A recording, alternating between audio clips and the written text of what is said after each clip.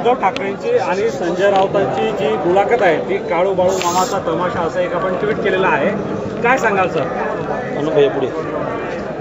उद्धव ठाकरे मुलाखत देतात आणि संजय राऊत हे मुलाखत घेतात. काळू बाळूचा तमाशाच आहे. त्यांची हिंमत असेल तर आपले ही जे मीडिया आहे या मीडियांना बोलून मुलाखत दिली पाहिजे. महाराष्ट्रामध्ये खूप मीडिया आहेत, एक्सपर्ट मीडिया आहे, प्रसिद्ध मीडिया आहेत, देशभर महाराष्ट्राच्या मीडियाचं नाव आहे.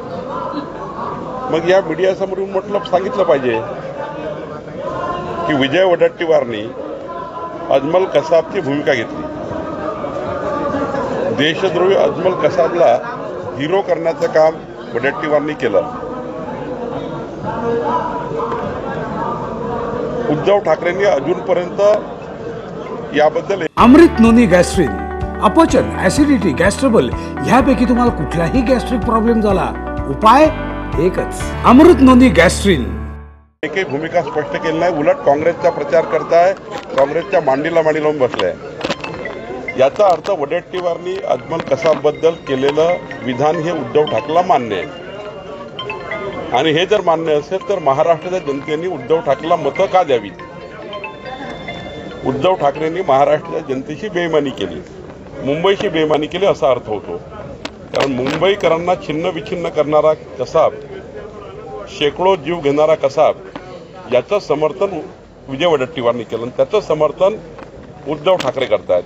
उद्धव ठाकरेंच्या जो उमेदवार आहे अमोल कीर्तीकर, त्यांच्या प्रचाराला 1993च्या बॉम्ब ब्लास्टमधले आरोपी हे त्याचा प्रचार करतायत. अमोल कीर्तीकरचा मशालचा प्रचार करतायत. उदयनिधी स्टालिननी हिंदू सनातन धर्म संपवण्याची भाषा केली आणि त्याला मांडीला मांडी लावून उद्धव ठाकरे बसले.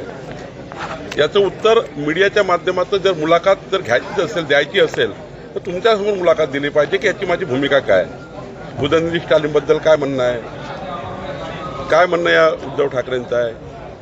काळू बाळू मुलाखत घेतात, ती छापतात आणि त्याची प्रसिद्धी करतात. त्यामुळं मला असं वाटतं की ह्या ज्या मुलाखती असतात ना, या पेरून तयार केलेल्या, जनतेसमोर उत्तर देणाऱ्या मुलाखती नाही आहे. संपादकांनी किंवा मीडियाच्या प्रतिनिधींनी खुल्याम विचारलेल्या प्रश्नाचे उत्तर नाही आहे. आणि त्यामुळं उद्धव ठाकरेला मत देणं म्हणजे काँग्रेसला मत देणं आहे. उद्धव ठाकरेला मत देणं म्हणजे देशद्रोही विधान करणाऱ्या विजय वडेट्टीवारला मत देणं आहे. आणि काँग्रेसनी त्यांच्या जाहीरनाम्यामध्ये ज्या पद्धतीने हिंदू द्वेष तयार केला आहे, विशिष्ट धर्माकरता, विशिष्ट समाजाकरता काँग्रेसने आपला जाहीरनामा तयार केला. उद्धव ठाकरेंचा संपूर्ण समर्थन काँग्रेसच्या जाहीरनाम्याला आहे. आणि त्यामुळं मशालला मत देणं म्हणजे या महाराष्ट्राशी द्रोह करणं आहे. मशालला मत देणं म्हणजे महाराष्ट्र विरोधी, देशविरोधी स्टेटमेंट करणाऱ्याला मत देणं आहे. आणि म्हणून महाराष्ट्रामध्ये जनता ही उद्धव ठाकरेला मत देणार नाही.